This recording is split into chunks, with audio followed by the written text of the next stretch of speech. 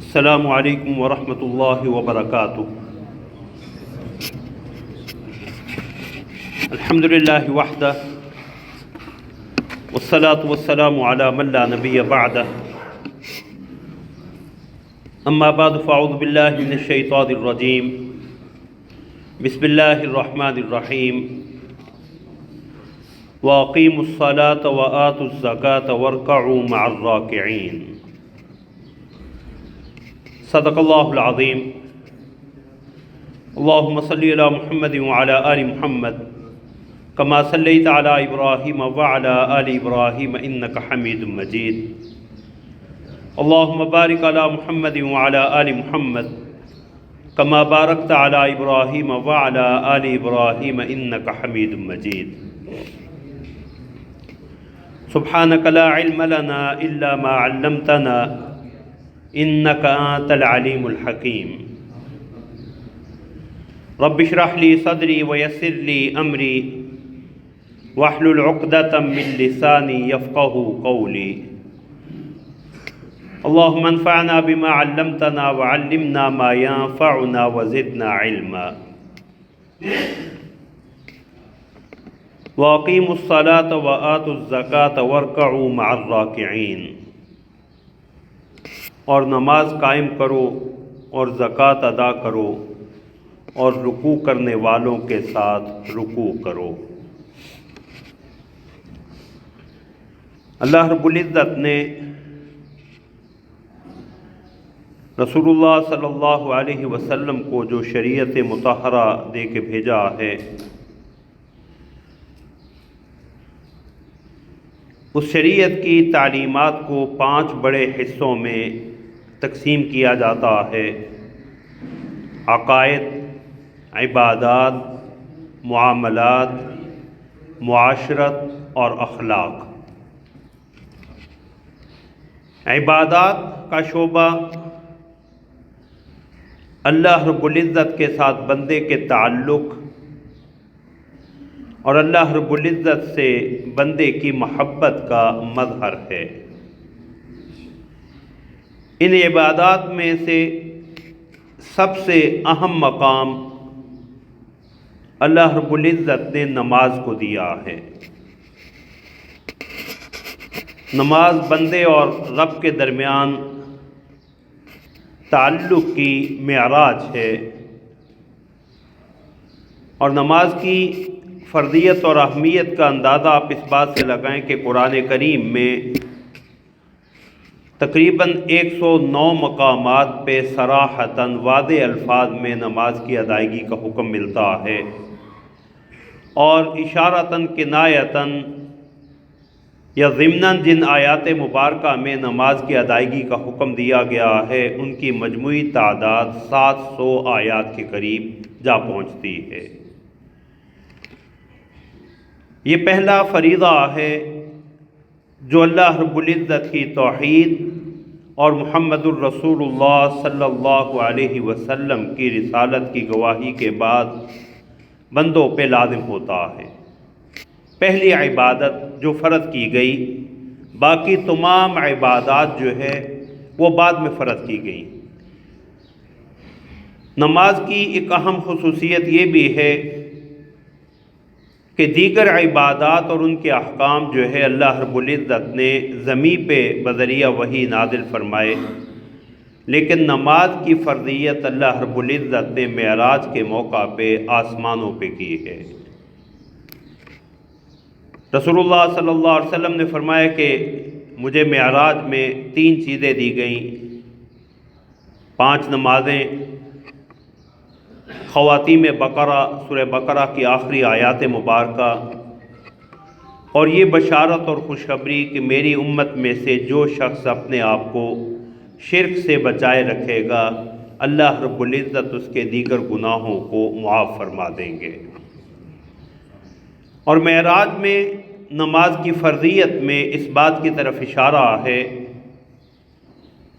کہ اللہ رب العزت نے عقائد عالم حضرت محمد الرسول اللہ صلی اللہ علیہ وسلم کو معراج کے ذریعے جو رفعت، جو بلندی اور جو مقام خاص عطا فرمایا، اپنا خاص قرب عطا فرمایا۔ بندوں کے لیے اللہ رب العزت نے اللہ کے ہاں قرب حاصل کرنے، مقام و مرتبہ حاصل کرنے، رفعت و بلندی حاصل کرنے کے لیے نماز کی عبادت کو مقرر کیا ہے کہ نماز کے ذریعے انسان اللہ رب العزت کے انتہائی قریب ہو جاتا ہے۔ اور خاص طور پہ انسان جیسے جیسے اللہ رب العزت کے حضور اپنے آپ کو جھکاتا ہے، اپنی عاجزی بے بسی کا اظہار کرتا ہے، اسی قدر اللہ رب العزت کا اسے مزید قرب حاصل ہوتا رہتا۔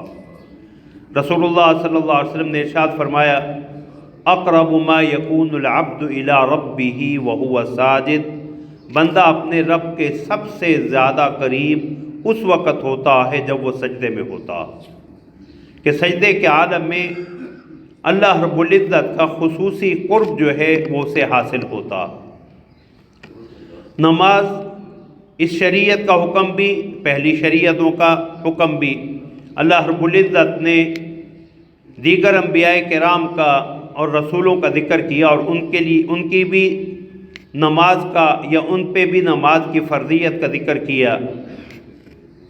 فنادته الملائکۃ وہو قائم یصلی فی المحراب، حضرت زکریا علیہ السلام کے حوالے سے کہ وہ محراب میں کھڑے نماز پڑھ رہے تھے تو فرشتوں نے انہیں پکارا۔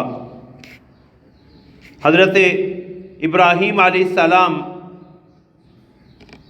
تو بیت اللہ کے گرد و نواح میں وادی بے آب و گیاہ میں اپنی اولاد کو بسانے کا مقصد ہی اقامت صلاۃ قرار دیتے ہیں۔ ربنا انی اسکنت من ذریتی بواد غیر ذی زرع عند بیتک المحرم ربنا لیقیموا الصلاۃ، اللہ میں نے تیرے گھر کے نزدیک اس وادی بے آب و گیاہ میں اپنی اولاد کو، ذریت کو اس لیے بسایا ہے تاکہ یہ نماز قائم کرنے والے بن جائیں۔ ابراہیم علیہ السلام کی وہ جامع دعا جو ہم بالعموم نماز کے آخر میں پڑھتے ہیں، اس میں ابراہیم علیہ السلام اپنی اور اپنی ذریت کی اقامت صلاۃ کی اللہ کے حضور درخواست پیش کرتے ہیں۔ رب اجعلنی مقیم الصلاۃ ومن ذریتی ربنا وتقبل دعا، اللہ مجھے بھی اور میری اولاد کو بھی نماز قائم کرنے والا بنا دے۔ وَكَانَ يَأْمُرُ أَهْلَهُ بِالصَّلَاةِ، حضرت اسماعیل علیہ السلام کے حوالے سے کہ وہ اپنے گھر والوں کو نماز کا حکم دیا کرتے تھے، اور قرآن کریم نے نماز کا حکم کئی تعبیرات سے، کئی پہلوؤں سے، کہیں سے اقامت صلاۃ، کہیں نماز پہ دوام کے عنوان سے، کہیں محافظت علی الصلاۃ، نماز کی حفاظت کے عنوان سے اللہ رب العزت نے بیان کیا۔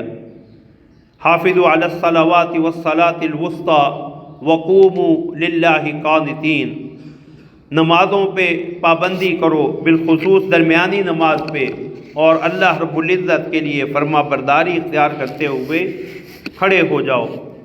تو اللہ رب العزت نے قرآن کریم میں نماز کا حکم جو ہے وہ مختلف تعبیرات سے جو ہے وہ بیان کیا، اور نماز کی فرضیت اور اہمیت کے لیے یہ بات بھی کافی ہے کہ اللہ رب العزت نے نماز اور نماز کے متعلقہ تمام مسائل کا ذکر بڑی تفصیل سے قرآن میں کیا۔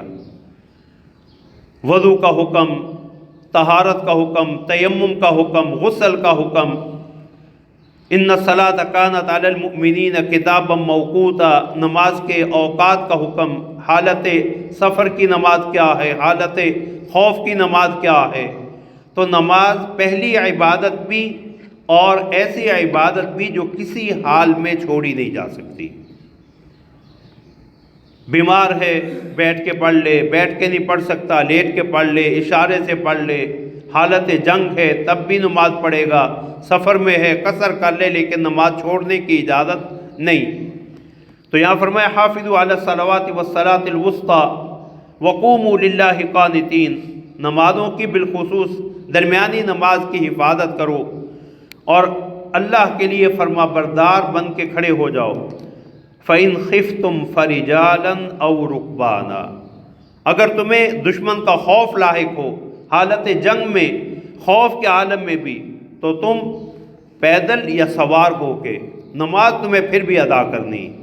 فَإِذَا أَمِنْتُمْ فَاذْكُرُوا اللَّهَ كَمَا عَلَّمَكُمْ مَا لَمْ تَكُونُوا تَعْلَمُونَ، اور جب تم حالت امن میں آ جاؤ تو پھر اللہ کا ذکر، یعنی یہ نماز ویسے ہی ادا کرنا جس طرح اللہ رب العزت نے تمہیں تعلیم فرمائی ہے، اور اللہ نے تمہیں جن چیزوں کا علم نہیں تھا وہ جس طرح سکھائے ہیں تو نماز کو اسی طور پہ ادا کرنا۔ نماز اولی عبادت بھی، ہر حال میں فرض اور واجب عبادت بھی، اور بندے اور کفر کے درمیان حد فاصل بھی نماز ہی ہے۔ صحیح مسلم میں رسول اللہ صلی اللہ علیہ وسلم کا فرمان مبارک موجود ہے، بین العبد و بین الکفر ترک الصلاۃ، بندے اور کفر کے درمیان فاصلہ جو ہے وہ نماز کا چھوڑنا ہی ہے۔ معاذ اللہ نماز چھوڑتا ہے تو یہ کفر میں جا پڑتا،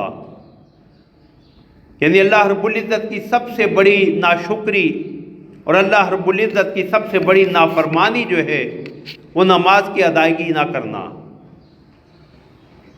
حضرت عبداللہ بن شقیق رحمۃ اللہ علیہ تابعی ہیں، فرمایا کرتے تھے کہ صحابہ کرام کے دور میں، عہد مبارک میں، اور کسی چیز کو کفر نہیں گردانا جاتا تھا سوائے جو ہے وہ نماز چھوڑنے کو، کہ نماز کی ادائیگی کے لیے ہر حالت میں جو ہے وہ مسجد میں آنے کا اہتمام تھا۔ رسول اللہ صلی اللہ علیہ وسلم کی متعدد احادیث مبارکہ جس میں رسول اللہ صلی اللہ علیہ وسلم نے نماز کی اہمیت کو بیان فرمایا۔ حضرت عبداللہ بن عمرو بن عاص رضی اللہ تعالیٰ عنہ کی حدیث مسند احمد کی کہ رسول اللہ صلی اللہ علیہ وسلم نے ایک دن نماز کا ذکر فرمایا تو فرمایا جو شخص ان نمازوں کی پابندی کرتا ہے، نمازوں کی حفاظت کرتا ہے، یہ اس کے لیے نور ہوں گی، برہان اور دلیل ہوں گی، اور قیامت والے دن نجات کا سبب بنے گی۔ اور جو معاذ اللہ ان نمازوں کی حفاظت نہیں کرتا، نہ تو نور ہوگا، نہ کوئی اللہ کے ہاں کامیابی کے لیے برہان اور دلیل، اور نہ قیامت والے دن نجات کی کوئی صورت ہوگی۔ اور معاذ اللہ وحشر مع قارون وفرعون وہامان وابی بن خلف، بے نمازی کا حشر قیامت والے دن معاذ اللہ اللہ کے بڑے بڑے نافرمانوں کے ساتھ، قارون، فرعون، حامان اور ابی بن خلف کے ساتھ ہوگا، کہ نماز سے اعراض کی وجہ اگر تو مال و دولت تھی تو اللہ نے قارون، اللہ کے پیغمبر نے قارون کا ذکر کیا، اگر حکومت اور اختیار نماز سے مانے رہا تو اللہ نے فرعون کا ذکر کر دیا، اور اگر ملازمت اور کسی کی تابع داری تو اللہ نے فرعون کے وزیر حامان کا ذکر کر دیا، اور اگر تجارت اور کاروبار جو ہے وہ نماز سے مانے رہا تو اللہ نے مشرکین مکہ کے ایک تاجر ابی ابن خلف کا تذکرہ کر دیا۔ تو بے نمازی کا حشر جو ہے وہ ان بڑے نافرمانوں کے ساتھ ہوگا۔ رسول اللہ صلی اللہ علیہ وسلم نے حضرت ابو الدرداء رضی اللہ تعالیٰ عنہ کو، اور یہ آپ کی نصیحت کئی اور صحابہ کرام کو بھی رسول اللہ صلی اللہ علیہ وسلم نے فرمائی کہ دیکھنا اللہ کے ساتھ کسی کو شریک نہ ٹھہرانا، اگرچہ تمہیں قتل کر دیا جائے، تمہیں جلا دیا جائے، تمہیں ٹکڑے ٹکڑے کر دیا جائے، وَلَا تَتْرُكَنَّ صَلَاةً مَكْتُوبَةً مُتَعَمِّدًا، اور کبھی بھی جان بوجھ کے فرض نماز کو نہ چھوڑنا۔ فَإِنَّهُ مَنْ تَرَكَ الصَّلَاةَ الْمَكْتُوبَةَ مُتَعَمِّدًا فَقَدْ بَرِئَتْ مِنْهُ ذِمَّةُ اللَّهِ، جو جان بوجھ کے فرض نماز کو چھوڑ دیتا ہے وہ اللہ کی ذمہ داری سے نکل جاتا ہے، اللہ کی حفاظت کی ذمہ داری سے وہ نکل جاتا۔ رسول اللہ صلی اللہ علیہ وسلم سے حضرت عبداللہ بن مسعود رضی اللہ تعالیٰ عنہ کی حدیث صحیح بخاری کی، فرمایا میں نے رسول اللہ صلی اللہ علیہ وسلم سے پوچھا یا رسول اللہ، اللہ کے ہاں سب سے زیادہ محبوب عمل کون سا؟ تو رسول اللہ صلی اللہ علیہ وسلم نے فرمایا الصلاۃ لوقتها، اپنے وقت پہ نماز کی ادائیگی۔ میں نے پوچھا یا رسول اللہ اس کے بعد؟ تو فرمایا بر الوالدین، والدین کے ساتھ حسن سلوک۔ میں نے پوچھا رسول اللہ اس کے بعد؟ تو فرمایا الجہاد فی سبیل اللہ، اللہ کے راستے میں جہاد۔ تو رسول اللہ صلی اللہ علیہ وسلم نے اللہ کے ہاں سب سے محبوب عمل جو ہے وہ نماز کو قرار دیا، اور نماز جہاں اولی عبادت ہے، ہر حال میں فرض عبادت ہے، وہیں رسول اللہ صلی اللہ علیہ وسلم نے اسے دین کا وہ ستون قرار دیا ہے جس کے بغیر اسلام قائم ہی نہیں ہو سکتا۔ حضرت معاذ رضی اللہ تعالیٰ عنہ کی ایک طویل حدیث، اس میں رسول اللہ صلی اللہ علیہ وسلم نے فرمایا رأس الامر الاسلام، اس سارے دین کی بنیاد اور جڑ جو ہے وہ اسلام ہے، اللہ کی اطاعت اور فرما برداری ہے۔ وعمودہ الصلاۃ، اور اس کا ستون جس پہ اسلام کی یہ عمارت کھڑی ہے وہ نماز ہے۔ وذروۃ صنامہ الجہاد فی سبیل اللہ، اور اسلام کا سب سے بلند اور اعلیٰ درجہ جو ہے وہ اللہ کے راستے میں جہاد کرنا، کہ اسلام کی رفعت اور بلندی جہاد کے بغیر ممکن ہی نہیں ہے۔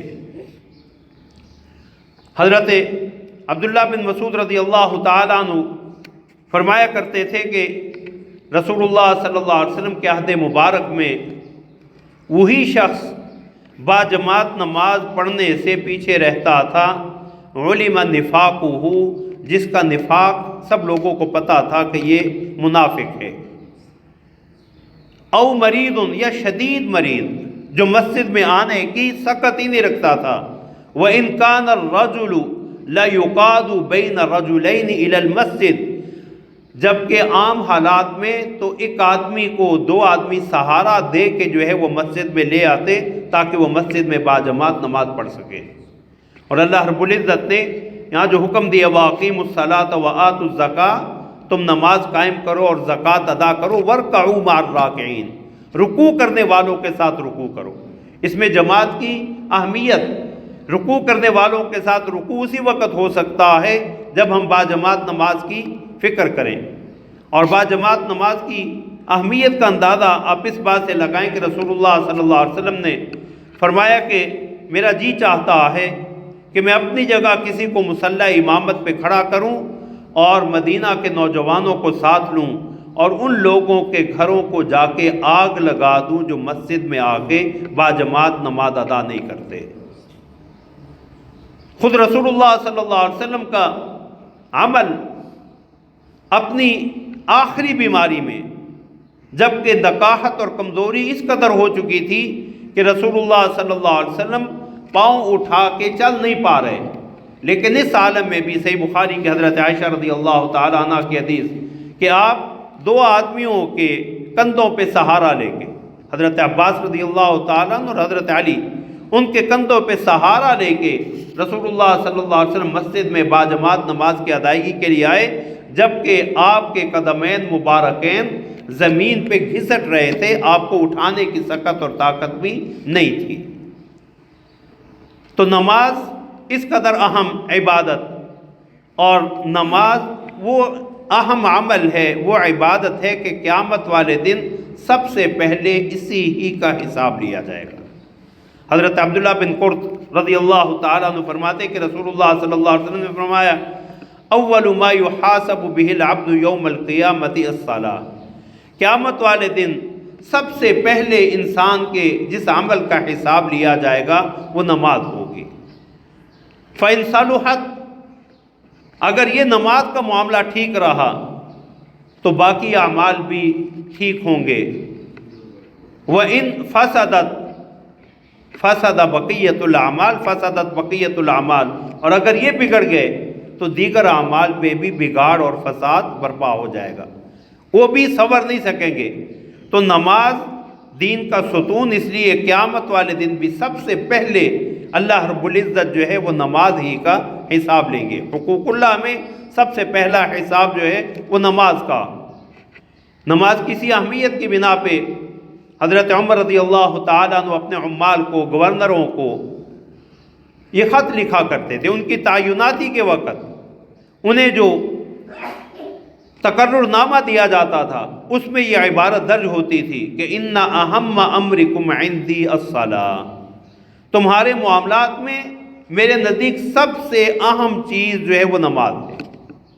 فمن حافظ علیہا فہو لما سواہا احفظ ومن ضیعہا فہو لما سواہا اضیع۔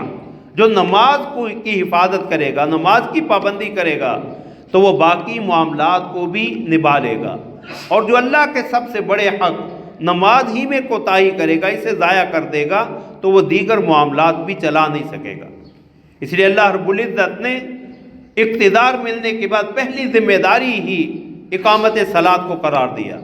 الذین ان مکناہم فی الارض اقاموا الصلاۃ، کہ وہ لوگ جنہیں ہم زمین میں اقتدار دیں، اختیار دیں، تو وہ نماز قائم کرتے ہیں۔ اللہ رب العزت نے تقویٰ کے حصول کے لیے بھی نماز کو بنیادی شرطوں میں سے ایک شرط قرار دیا۔ ھدی للمتقین، الف لام میم ذالک الکتاب لا ریب فیہ ھدی للمتقین الذین یؤمنون بالغیب ویقیمون الصلاۃ۔ ایمان کے بعد اقامت صلاۃ، نماز قائم کرتے ہیں، تو تقویٰ کا حصول بھی نماز کے بغیر ممکن نہیں ہے، اور جہنم سے بچانا بھی نماز نے، اور نماز کی میں سستی اور کوتاہی جو ہے یہ معاذ اللہ جہنم میں لے جانے کا سبب۔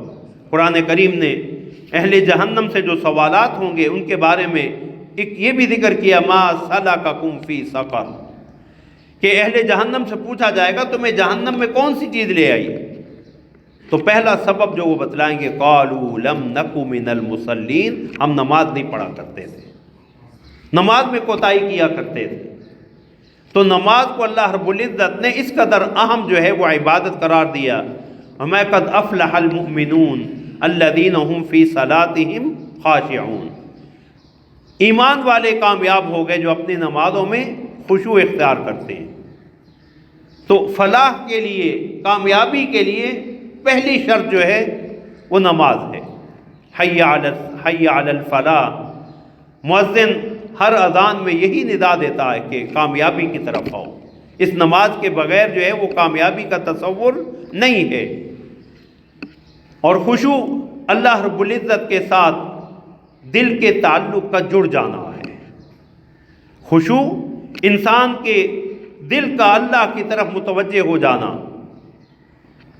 حضرات علماء نے لکھا ہے، شاہ ولی اللہ رحمۃ اللہ علیہ نے حجت اللہ البالغہ میں، کہ نماز اصل میں 3 چیزوں سے عبارت ہے: خشوع، ذکر اللہ اور خضوع۔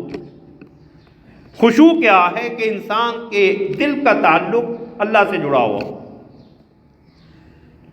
اس لیے رسول اللہ صلی اللہ علیہ وسلم نے ان کیفیات میں نماز پڑھنے سے منع فرمایا ہے جس میں انسان کی قلبی توجہ نماز کی طرف نہ ہو۔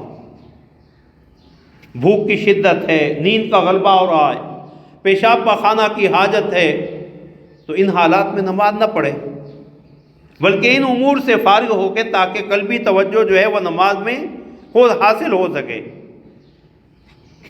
اسی لیے نماز جو ہے اللہ اور اللہ کے بندے کے درمیان اس قلبی تعلق کے جڑنے کا نام ہے۔ تو رسول اللہ صلی اللہ علیہ وسلم نے فرمایا کہ اللہ فرماتے قسمت الصلاۃ بینی و بین عبدی نصفین، میں نے اس نماز کو اپنے اور اپنے بندے کے درمیان تقسیم کیا ہوا ہے۔ یہ الحمدللہ رب العالمین کہتا تو اللہ کہتے میرے بندے نے میری حمد و ثنا بیان کی۔ الرحمن الرحیم، تو اللہ کہتے ہیں اس بندے نے میری ثنا کی۔ مالک یوم الدین، اللہ کہتے مجدنی عبدی، اس بندے نے میری بزرگی بیان کی۔ جب کہتے ایاک نعبد و ایاک نستعین، تو اللہ فرماتے ھذا بینی و بین عبدی ولعبدی ما سأل، یہ 2 چیزیں، عبادت میرے لیے اور استعانت جو مدد مانگ رہے میرے بندے کے لیے، اور میرے بندے کو جو وہ مانگ رہے میں دوں گا۔ یہی وجہ ہے کہ رسول اللہ صلی اللہ علیہ وسلم نے نماز کے حوالے سے جو فرمایا کہ نمازی کے آگے سے نہ گزرو، وہاں لفظ یہ کہ یقطع الصلاۃ، نماز کو قطع کر دیتا۔ نماز قطع ہونے کا مطلب یہ نہیں کہ نماز پڑھنے والے کی نماز ٹوٹ گئی، ضائع ہو گئی، گناہ گار گزرنے والا ہوا، اور اس درجے کا گناہ گار کہ رسول اللہ صلی اللہ علیہ وسلم کی متعدد احادیث میں مختلف تعبیرات۔ ایک حدیث میں، صحیح بخاری کی حدیث میں، کہ اگر اسے یہ پتہ چل جائے کہ نمازی کے سامنے سے گزرنا کس قدر بڑا گناہ ہے، تو وہ 40، اب رسول اللہ نے تعیین نہیں فرمائی، 40 سال، 40 ہفتے، 40 مہینے کھڑا رہے۔ دوسری حدیث میں مصنف عبدالرزاق کی حدیث میں فرمایا کہ اگر اسے زمین میں دھنسا دیا جائے وہ اسے قبول کر لے بنسبت اس کے کہ وہ نمازی کے آگے سے گزرنا پسند کرے۔ تیسری حدیث مصنف ابن ابی شیبہ کی، فرمایا اگر معاذ اللہ اس کی ٹانگ ٹوٹ جائے یہ اس کے لیے ہلکا اور آسان ہے بنسبت اس کے کہ وہ اللہ اور اللہ کے بندے کے درمیان جو تعلق قائم ہوا تھا اسے نمازی کے درمیان سے گزر کے اسے توڑ دے۔ تو نماز کی پہلی چیز جو ہے وہ خشوع اللہ کے ساتھ تعلق کا جڑنا ہے۔ دوسرا زبان سے ذکر، اقم الصلاۃ لذکری، نماز میرے ذکر کے لیے۔ سبحانک اللہم سے شروع ہوئی سورہ فاتحہ، یہ ساری کی ساری تسبیحات نماز کی جتنے بھی چیزیں پڑھنے والی یہ اللہ کا ذکر ہے۔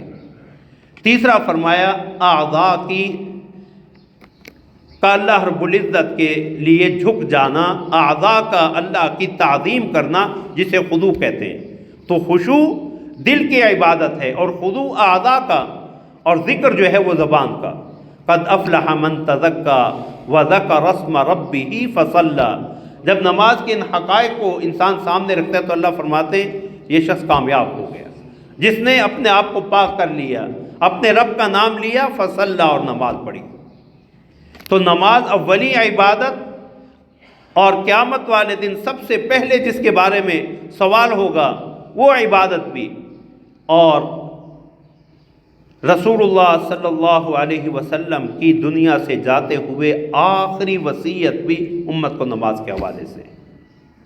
صحیح بخاری کی حدیث ہی کہ رسول اللہ صلی اللہ علیہ وسلم آخری کلمات جو آپ کی زبان مبارک پہ آ رہے دنیا سے تشریف لے جاتے ہوئے، الصلاۃ الصلاۃ وما ملکت ایمانکم، دیکھنا نماز کا خیال رکھنا، نماز کا خیال رکھنا، وما ملکت ایمانکم، اور اپنے زیر دستوں کا خیال رکھنا۔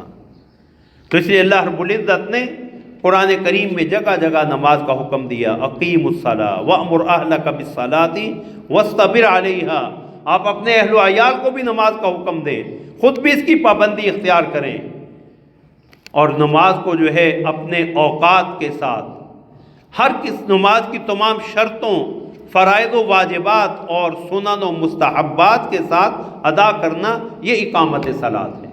اس لیے قرآن کریم نماز پڑھنے کا حکم نہیں دیتا، اقامت صلاۃ کا۔ اقامت ہوتا ہے کسی چیز کو بالکل سیدھا صحیح زاویے میں کھڑا کرنا۔ اقامت صلاۃ یہ ہے کہ جب نماز وقت پہ ہو، نماز کی ساری شرطوں کا بھی خیال رکھا جائے، نماز کے تمام فرائض اور ارکان بجا لائے، اور نماز کے سنن و مستحبات جو ہے کہ جب نماز کے لیے کھڑا ہو تو اسے یہ احساس اور یقین ہو کہ میں اپنے مالک کے حضور، رب کے حضور کھڑا ہوں، میں اللہ سے ہم کلام ہو رہا ہوں۔ تو وَأَقِيمُوا الصَّلَاةَ، نماز قائم کرو، وَآتُوا الزَّكَاةَ، اور زکوٰۃ ادا کرو، وَارْكَعُوا مَعَ الرَّاكِعِينَ، اور جھکنے والوں کے ساتھ، رکوع کرنے والوں کے ساتھ رکوع کرو۔ یہی نماز جو ہے رسول اللہ صلی اللہ علیہ وسلم نے اس کا فائدہ کہ انسان کے گناہ کیسے جھڑتے ہیں، صرف 2 حدیثیں بیان کرنا چاہوں گا۔ ایک حدیث میں رسول اللہ صلی اللہ علیہ وسلم نے فرمایا اگر تم میں سے کسی شخص کے دروازے پہ نہر بہتی ہو، وہ دن میں 5 دفعہ جو ہے اس نہر میں نہائے، تو کیا اس کے جسم پہ کوئی میل کچیل باقی رہے گا؟ صحابہ نے کہا رسول اللہ نے فرمایا یہی 5 نمازوں کی مثال ہے، جو دن میں 5 مرتبہ اللہ کے حضور نماز ادا کرتا ہے اس کے گناہ باقی نہیں رہتے۔ دوسری حدیث میں رسول اللہ صلی اللہ علیہ وسلم نے، خزاں کا موسم ہے، پتے جو ہے وہ جھڑ رہے ہیں، تو رسول اللہ صلی اللہ علیہ وسلم نے ایک درخت کی ٹہنی کو ہاتھ میں لیا اور اسے حرکت دی، پتے خشک اور گرنے لگے، تو رسول اللہ صلی اللہ علیہ وسلم نے حضرات صحابہ کو کہا نماز سے نمازی کے گناہ اس طرح جھڑتے ہیں جس طرح اس درخت کے پتے جو ہے وہ جھڑ رہے ہیں۔ ان الصلاۃ تنہا عن الفحشاء والمنکر، نماز کی ایک اور خاصیت کہ یہ انسان کو بے حیائی اور گناہ سے جو ہے وہ روکتی ہے۔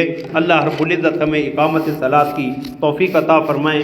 انشاءاللہ اسی آیت کریمہ کے دوسرے حکم وآتوا الزکاۃ کے حوالے سے انشاءاللہ کل زکوٰۃ کی فرضیت اور اہمیت کے حوالے سے گفتگو ہوگی۔ اللہ ہمیں عمل کی توفیق عطا فرمائے۔